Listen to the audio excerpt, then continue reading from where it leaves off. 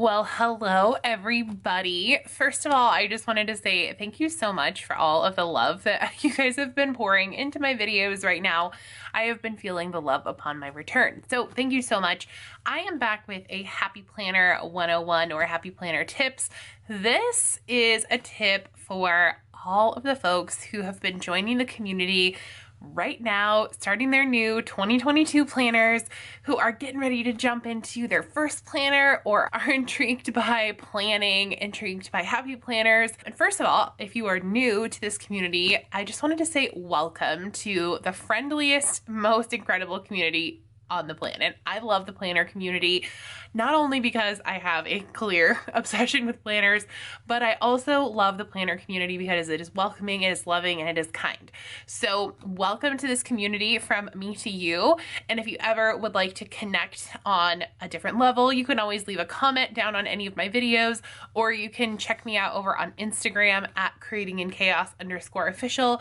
Give me a follow over there and send me a DM, and I promise I will answer. I don't have any DMs in my inbox. I always answer my DMs over there. So you don't have to be afraid that I'm unapproachable because I'm on some, I don't know, subscriber level or whatever. We're all the same here. We're all friends. You can sit at my table anytime. Let's just talk about a few tips. I think I have, let's see, I have 9 tips on my list. We'll see if we can get to all of them. I'm going to try to keep this video on the shorter side, but I always say that and then I chat away for 20 to 25 minutes.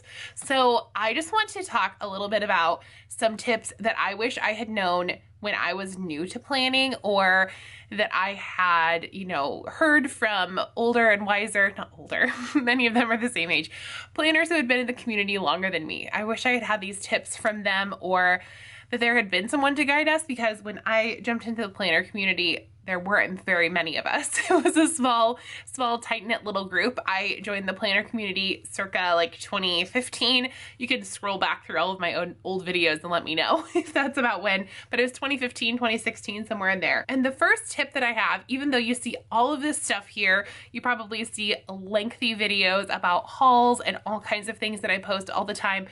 The first tip that I have for people who are new to the planning community: do not run out and buy all of the things. Now, I know that the draw to the community for some of us is shopping hauls and planner shop with me's and those kind of things. But when you are new to the community, I can say this with certainty that your planning style is going to change. And so if you buy a bunch of things right at the beginning and then your planning style changes, you're going to have wasted all of that money. You may need to rebuy things or what have you. I cannot tell you the amount of times that I have sold things. The mini Happy Planner is one that comes to mind, that I have sold and rebought the mini Happy Planner so many times, or the big Happy Planner system.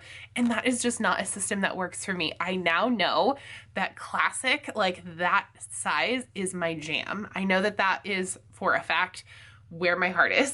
So yes, just don't run out and buy all of the things. Give it a little bit of time. Try to keep just a few things. Of course, the main things that you're gonna need when you first start are a planner, a journal, or a notebook. Any of those will work. Any of those things will work. And then you're gonna need a pen or writing utensil of some kind. It doesn't have to be fancy. It can just be your favorite pen from your desk. It can be whatever you want it to be. And then maybe stickers if you want to start playing with those, but I would keep those very functional, or I guess very decorative, depending on your purpose. If you're somebody that's going into planning for a creative outlet, get those stickers that really you feel you can express yourself with the most. And then if you are a functional planner looking to plan your life like me, or like many of the other functional planners in the community, just pick up a few things. Colorful boxes would be good.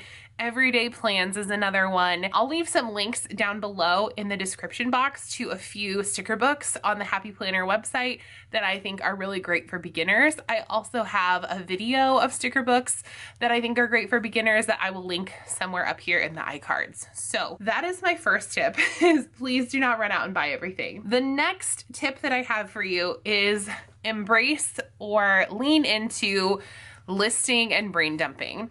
So I don't necessarily do brain dumping in like a traditional format. What I have always done, and I actually need to update this, is I keep all of my lists in this skinny classic planner, and I actually used it as a planner last year, but I think I'm actually just going to take everything out and just have it be all of my lists. But like, I have pages in here for scheduling. I have just a place for notes. I have just a bunch of different to-do list papers.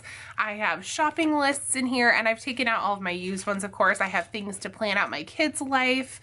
I have things for social media in here, but this is like what I throw in the purse. Like, I have brand partnerships that I want to apply for, Instagram ideas, video ideas. So embrace listing. I think that as a new planner, trying to like fit everything into either a weekly spread or a monthly spread can be overwhelming. And so if you have a list and maybe you can see patterns within that list or patterns within your brain dump, and then you can kind of see. One of the other tips that I have on the list is, this is the third tip, deciding what information is going to go where. So there's a ton of different layouts. So we have the vertical layout. Some people use that layout, like the top column is, you know, your morning, afternoon, and then night. Some people break it up that way. Some people, the middle section is decorative and then they put plans all over. Other people, like me, when I used to use the vertical planner, I would put my to-do lists all across the bottom and then just stuff across the top. So just kind of break up and decide what stuff is going to go where. And I think that listing and brain dumping, you can kind of see, you know, do things happen in your life in a pattern? Are there big things that you want to write down? And these can be big things to you. They don't necessarily have to be that you're going somewhere every day. If you are a stay-at-home mom or a work-at-home mom like me, you can definitely find things to write in your planner. So maybe you're writing down your daily schedule in your planner. Maybe you're writing down your kids' activities and when you pick them up. Maybe you're writing down, you know, a family routine, something like that. So you don't necessarily have to have this like big elaborate schedule to be able to put things down, but going ahead with your listing and your brain dumping will definitely help you to see what kind of things are happening in your life. What are your goals? What are your thoughts? You know, what kind of stuff is in your head that you just need to get onto paper? So listing and then figuring out what is going to go where. Something that I do in my planner, oh, this is my teacher planner, not this one. I clearly have too many planners here, but I just wanted to kind of show you a variety of different things as you're getting started. And again, all of these planners, probably, at least many of them, have their own video and that kind of thing. So I'll try to link some of those around so you can check them out. You like my monthly, I have like my overall events on this one, and then my social media stuff goes on a separate monthly, and I already know that about myself. And then I split up my big thoughts in my dashboard planner. This one is already kind of like chunked in a way for you, but you also have to figure out, how do you want to use these boxes? What do you want to use these days of the week section for? So it's just a really good idea to list and brain dump and figure out what you're going to use the different sections in your planner for. So those are my next two tips. The next tip that I have for you is to utilize your sidebar. So whether that is like me this month, you're utilizing it decoratively, that could be something that you do. So this planner does not have a sidebar, but my hourly planner, I think, does have a sidebar. Let me see. Oh, yes. Okay, so yes, this one does, and it's actually kind of cool, this hourly planner, and this came from the Girl with Goals extension pack, and this is what I use for work, and I'm showing you a blank one because often I have work-related things in here that I can't show to you. But this one, you know, you can put in your daily habits, and it gives you a couple of those things, and then a space for notes. But you also have things like this Wrong planner, and this is a coiled planner, so it's different than the disc bound. But you can also take a look at the weeklies in this one, and it will give you a few other things to do in your sidebar. So you have your top priorities and then your habit trackers, and some of them are already written on there for you, and some planners are more blank, so other ones don't have those things.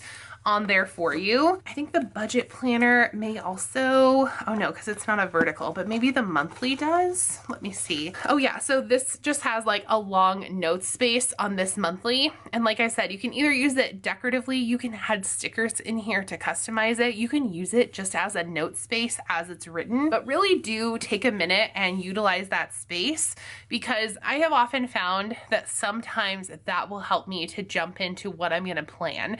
So when I put maybe like my top priorities on the sidebar, like the big goals that I want to accomplish that month, that week, or even that day, depending on how I'm planning, then it really helps me to identify what things I should also be including in my planner. Because just like we learn in school how to take notes, we are going to learn and evolve in our own planning style and find what is going to work for us. So I can guarantee that if any planner in this community sat down in a class together and started writing down notes, we would all take notes differently. Planning is the exact same way. So using that sidebar as a jumping off point can really be helpful as you're getting into your planner, especially when you're new. That can be, again, kind of a guiding point for the things that you want to write down in your planner. Okay, and then the next tip that I have for you is to really keep things simple at first. Like I was saying in the beginning, the only things that you need are a planner, some pens, and maybe some stickers. I would honestly, okay, this is coming from somebody with 9 planners in their lineup, but I would honestly only take on one planner as a new person in the planner community. That's what I did when I was a very beginner in the planner community. I only had one planner. I didn't even know the possibility of having multiple planners. I was keeping life and work and everything. I didn't really have social media at the time, but I was keeping everything that I was doing in one planner. And then my planning style evolved. And like I said at the beginning, your planning style will evolve. I guarantee if you are new to planning, if you have been in the planning community, or if you have been in a planner in any point in your life, your planning style might be the same as it used to be. But I have found that when I have more options and when I'm in a different life scenario, I have found that my planning style evolves. It even evolves from year to year. For many years in this community especially, I used the vertical layout religiously. That was my favorite. I would try other things and, see what worked, but I always came back to vertical. I thought I was a vertical girl. And then the dashboard planner was invented or created or whatever. And now I'm ride or die with my dashboards. I love them for like my life stuff and that kind of thing. So I feel like as options evolve, our planning styles evolve, but you definitely want to keep it simple. So figure out what layout you like. I believe that I have a video either published now or it is coming soon about how to choose the correct planner style for you, or like how the options that we have available. As if I own the company, the options that are typically available in the planner community. There are many and they are vast, but I will say that there are a few that, are pretty popular in the community, especially, or in planners in general. Definitely make sure to check those out. But keep it simple, keep it to one planner at first and see if you can do that, and then slowly build your collection and your planner stack as you figure out what your planner style looks like. And then this might be a little controversial, but I will say, especially as a new planner, and I will actually say this for most planners, lean into using a digital calendar. I have a partner who loves and supports that this is my hobby, this is my passion, that I love paper planning, but he's a software engineer. He is digital. And so we share a family calendar, and that's really the only way that I'm able to communicate my schedule to him. My planners are for me. My planners are not something that my family is going to pick up, nor would I want them to be quite honest. My 6-year-old is often sticky. I don't think I would want him picking up and handling my planners. Maybe that's my own thing to work out, but I would definitely not want him to be picking up and holding on to my planners. So a digital calendar so that Brian and I can communicate our schedules together are great. So definitely try to embrace a digital calendar as a pre-planning tool. When I am filming those beautiful plan with me's that you guys love so much, I have my digital calendar on the side and I am scrolling through it to see what is going on that week. So everything that we have collectively going on goes on that calendar. And you may be a single person, or you may be in a family that you don't need to communicate with someone else, that you may be just kind of on your own. You may have grown children and then you don't necessarily have those responsibilities, that kind of thing. You may not have those things, but even still, I would say lean into using a digital calendar on your mobile device or on your computer, whatever works best for you. Especially, I'm gonna say for either personal or work. And I have 2 separate digital calendars that I use for both of those things. And so I do sometimes translate those things into my paper planners, but for work specifically, because I look at those things on the computer all day long because I work from home, I work in virtual education. So I look at that calendar more than I would look at a paper planner calendar. And so what I do is my monthly is digital, and then I transfer my hourly schedule to my hourly planner each day and my work daily planner. So I'm writing down my week well in advance, and then I am transferring that each day to like a to-do list basically, so that I can stay on track with things. So definitely embrace that digital calendar as a pre-planning tool or to support your paper planning, endeavors. I would definitely say embrace that digital calendar if you have access to one. All right. And then because our planners are like helping us to plan our best life, right? Plan a happy life as it were. I would recommend when you're a new planner, like do all of the other things first, right? Like, so pick your planner, pick your layout, do all of that nitty gritty stuff. And then when you get into planning, when you're really thinking about it, try to add in one new routine or habit into your planner. So whether that is writing down everyone's birthdays and sending them a birthday card, maybe that is writing down a weekly grocery list, maybe that is tracking how many days you drink water. Try to increase your productivity by adding in one habit when you first start and tracking that somewhere in your planner. Don't go crazy. Don't try to track all of these habits, and don't add in the meal planner and the cleaning planner and everything and try to take all of the starting from 0 and go into 60. Don't do that. That will be a quick way to never look at your planner. But try to add in one habit that you can feel very successful at. Maybe even set the bar a little bit lower, right? So maybe it's just writing down a shopping list. That is hard for some of us. Maybe it's writing in your planner that every day you are going to take a shower. I know that when I am in the depths of struggling with anxiety and depression, taking a shower is hard. And sometimes I have to write it in my planner just to make sure that I am doing that. Maybe it's writing down in your planner to set your alarm every Sunday night so that you know that you need to get up for work. Whatever it is, make it something that you can feel successful about. I work with kids and I always give them goals that are going to push them and stretch them, but that are not going to make them feel defeated or unsuccessful. We want to do the same thing for ourselves as adults. We want to set goals for ourselves and add in routines that we can feel like that's a win. I can do that, and I like that in my planner. So adding in one routine to help you be just a little bit more productive, I think is a good way to start as well as a new planner in the planner community. And then the last tip that I have, or I guess thought that I have about new planners or someone who's new to the planning community, is try out or consider an undated system. So both of these planners are undated, and these are both by Wrong. The Happy Planner also offers undated planners as well. This is the 2021 planner from Wrong, and then this is the 2022 planner.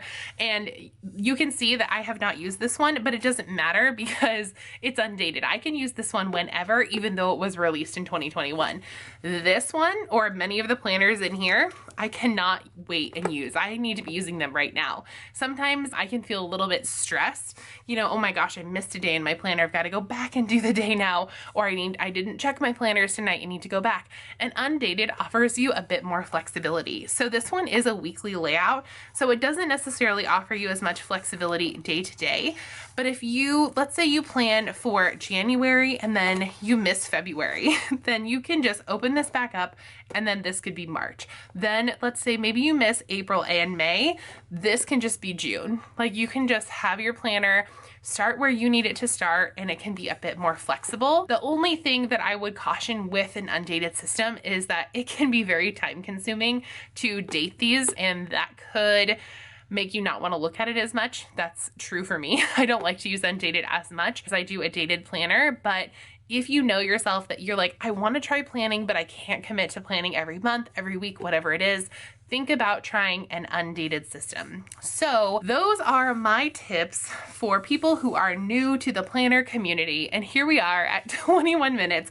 I tried to keep it short, you guys. I tried, but we're at 21 minutes and I am so thankful. I hope that if you are new to the planner community, that you were able to get some tips, and that if you are an oldie but a goodie, that you also were maybe able to get some tips from this video. I hope that I was helpful, and I love you guys here. Thank you so much for watching and doing all of the things. Today is typically my shopping vlog day, but this week we're not doing a shopping vlog. Well, I might be able to get out tomorrow. We're gonna have to see. But the roads in the Pacific Northwest are icy and cold and slick, and I'm gonna stay right here, not go anywhere, and stay very safe. So with that, I hope that you all are having a fantastic day.